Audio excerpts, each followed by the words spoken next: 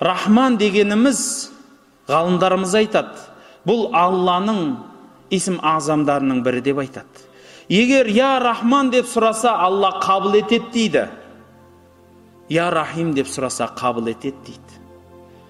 Пайғамбарымыз саллаллаху алейхи вассаламнан бір хадис келеді оған дәлел ретінде. Пайғамбарымыз Мұхаммад саллаллаху алейхи вассаламға Жебірейіл келіп айтып жатыр дейді. Ей Жебірейіл, Раббымыз мейірімді, оның мейіріміне шек жоқ. Мен дәлелмін саған, мен дәлелмін. Күндердің күні Фираун Мұсаның артынан қуат.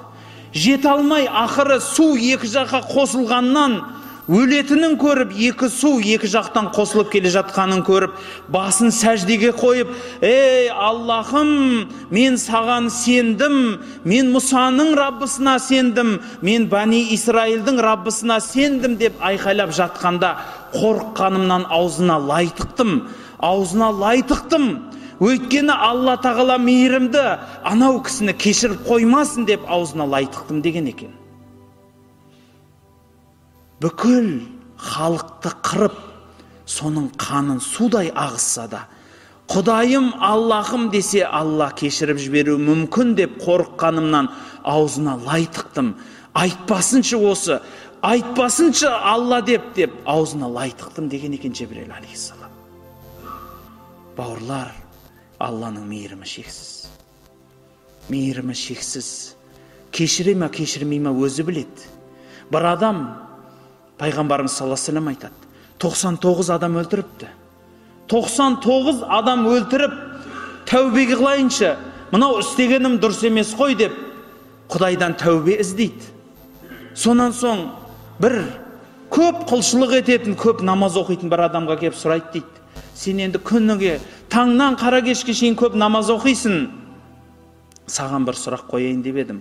Мен 99 адам өлтірдім. Құдай мені кешіре ма десе, анау қорқып кетіпті. Астапыралла, сен қандай жауыз едің? Сені Құдай кешірмейді, не деген қаны ішерсің дегенде ашуланғаннан, онда сен 100-шісі бол деп оны да өлтіріпті. Содан біраз жүреді. Біраз жүргеннен кейін қайтадан кеудесіне қысат жүрегі. Ей Аллахым, сені іздеп жүрмін, тәубе қылсам кеше ма деп жүрегі тәубесі жарылып, жүрегін жарып бара жатады.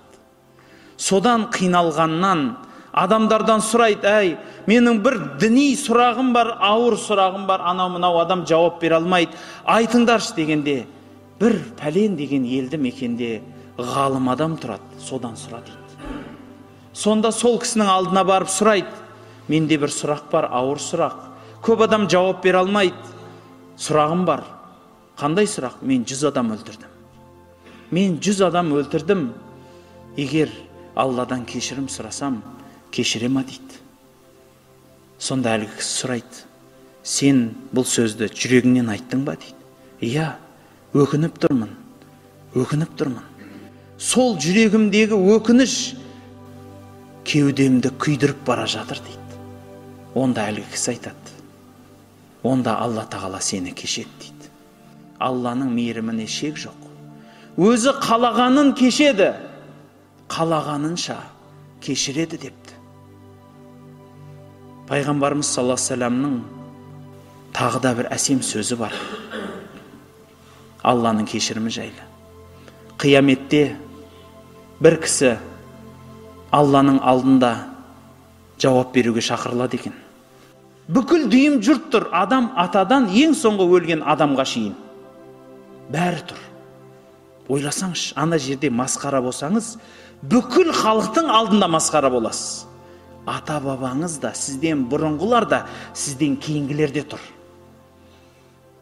Адамды шақырады жаңа деген. Шақырып болғаннан кейін жаман сөздері қараса кітабы екі түрлі. Бір беті қара, бір беті ақ. Сұрайды, мынау қарасы несі дегенде сенің жасаған күнәларың дейді. Ағы несі десе мен сенің жасаған жақсылықтарың дейді. Содан енді анау халық мені байқамасын деп ақ кітабының ақ жағын ашып оқи бастайды. әр оқыған сайын нұрланады, мақтанады. Бірақ ақ парақтары да таусылады. Содан қара парақтары келеді. Біртіндеп оқыла бастайды қара парақтары да. Мынандай күнә жасадың, ананың ақысын жедің. Мынаған жаман сөз айттың, анадан сөз тасыдың. Мынандай болды, анаған әділетсіздік жасадың. Соның бәрі бірме бір оқылып жатады. Әлгі адам басы салбырағаннан иіліп жатыр. Ол да бітеді. Сосын басын көтереді. Басын көтеріп қараса, Алланың алдында жалғыз өзі тұр. Мынау күнәләрдің бәрін мен істедім, мойындаймын. Маған жаза беруден бұрын бір сұрақ сұрайыншы. Иә. Мен жаңалде жақсылығымның бәрін оқып жатқанда бүкіл халықтың алдында тұрғанмын. Бәрі көріп тұрған мені, бәрі естіп тұрған.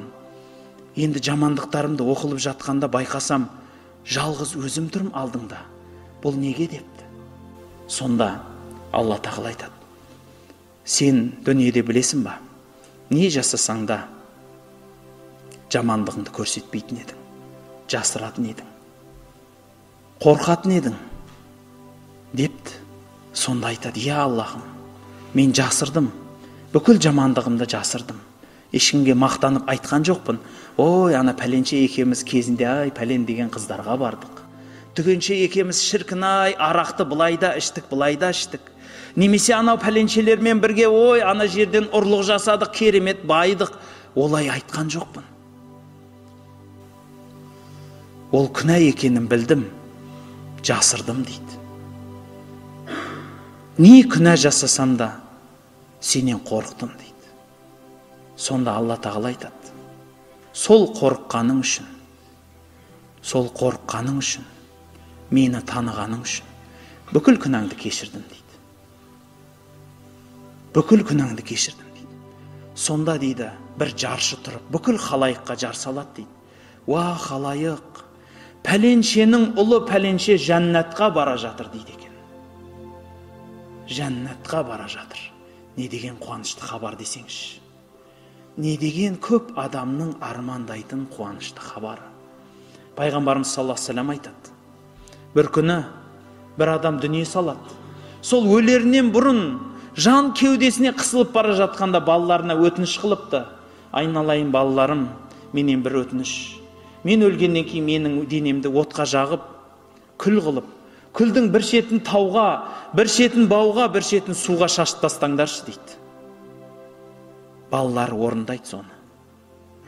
Қияметте Алла тағала бол дегенде, сол майдаланып кеткен күлден адам пайда болады дейді. Сосын айтады дейді Алла тағала: ей пендем, анандай іске неге бардың? Мен сені бәрібір жаратам десем, әуелі жаратқанмын, қайтадан да жаратам ғой сені дегенде, Раббым, сенің алдыңда тұруға қорықтым деген екен. Неден қорықпадым бұл дүниеде, бірақ сенің алдыңда тұрудан қорықтым. Сонда Алла тағала айтыпты: менен қорыққаның үшін бүкіл күнәңді кештім дейді. Ар-Рахман-ир-Рахим. Мейірімі шексіз. Мейірімінде шек жоқ Алланың. Бәрін кешіреді. Алла тағала бір сөзінде айтады: менің мейірімім менің ашуымнан үстін тұрады дейді. Алла қанша ашуланса да мейірімі жеңеді. Алла тағаланың махаббаты сізбен бізге сондай зор. Пайғамбарымыз саллаллаху алейхи ва саллям айтады: Хауазин деген тайпамен соғысады. Ол тайпаға пайғамбарымыз әскер жинап барса, бишаралар қорыққаннан бүкіл бала шағасын, мал жанын тастап соғыспай қашып кетеді ғой.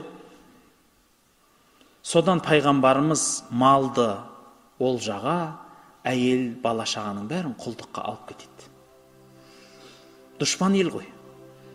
Алып келіп Мадинаға тоқтап, әскер тоқтап, ана тұтқынның бәрін ортаға жинап атқан кезінде бір бишара ана байқұс балаларын іздеп жүгіріп жүр дейді. Ей, пәленше, абыр-сабыр ғой, ойлаңызшы. Бұл жерде малың жоқ кетті. күйеуің жоқ, қашып кетті, өзің біреудің құлындасың, балаң қайда, өзің қайда, абыр сабыр заман, ана байқұс іздеп жүр, әй пәленше деп іздеп жүр, біреуін табады, бауырына басып, қысып бір жерге қояды, екіншісін іздейді, тағы табады, маңдайынан сүйіп, искелеп жаңалдегі жерге алып келеді. Осылайша 3-4 баласын бір жерге жинап, бауырына қысып, табандарын уқалап, қолдарын уқалап, көзіндегі жастарды сүртумен болып жатыр. Пайғамбарымыз саллаллаху алейхи вассалам қарап тұрып айтады, сахабаларға айтады: ей халайық, мен егер мына жерге бір от жаққызсам, үлкен қылып от жаққызсам, сөйтіп анау тұрған, сол кісіге мына қолыңдағы балалардың бәрін отқа таста десем, тастай ма дейді. Қалай ойлайсыз? Сахабалар айтады: жоқ дейді. Қалайша ол? Мүмкін емес ол. Мүмкін емес, ақылға келмейді ол, тастамайды дейді. Бәрекелді. Алла тағала да өзінің пенделерін бекерден бекер дозаққа тастамайды дейді. Анадан да, сенің анаңнан да саған жақын ол Алла дейді. Бауырлар, қанша адам бар Құдайын танымай жүрген. Мынандай тыныш заманда ақылгөй болады, қарны тоқ, қайғысы жоқ болғасын. Менің ойымша деп сөйлейді. Менің ойымша Құдай бар ма жоқ па білмеймін. Мен пәлен институтта ауысқанмын.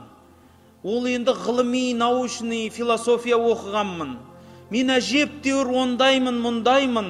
Сондықтан мынауыңа таласым бар дейді. Бәрекелді, рахмет. Жаныңыз тыныш адамның сөзі ғой ол. Суға батып атқан адамдар Алла туралы таласар ма екен? Бір кеменің үстінде тұрып, дауыл тұрып, сол кеме суға батып атса, сол адамды көргім келеді. Қалай деп философия айтады екен сол кісі. Бір өзі жапан далада қалып кетсе, алдында қараңғы бір жерлер тұрса, ішінде не барын Құдай біледі. Қарнын жарып кететін қасқыр ма, қабан ба? Арғара ертеңі бар ма, жоқ па? Бір адам жолыға ма, жоқ па? Нан ба, су ма, не табылады? Киім табыла ма? Сондай бір жерде қалып кетсінші. Құдай бар ма, жоқ па деп таласар ма екен сол адам? Дүниесінің бәрін бір күнде табады адам, бір күнде жоғалтады да. Сондай қайғылардың біреу басына кеп жатқанда сол Құдай бар ма, жоқ па деп таласар ма екен сол адам? Бауырлар, қарны тоқ, қайғысы жоқ, аздырар адам баласын дейді Абай атамыз. Қарны тоқтық, қайғысы жоқтық, аздырар адам баласын. Не деген даналық? Бір-ақ ауыз сөз. Сондай кезде деген сөз, оның мағынасы. Қарның тоқ болса, қайғың жоқ болса, Құдайыңды ұмытпа деген сөз ол. Өйткені ұмытсаң, азасын, тозасын. Бүкіл әлемнің Раббысы болған, мейірімінде шек жоқ болған Ар-Рахман Ар-Рахим дегеніміз осы болады Раббымыз.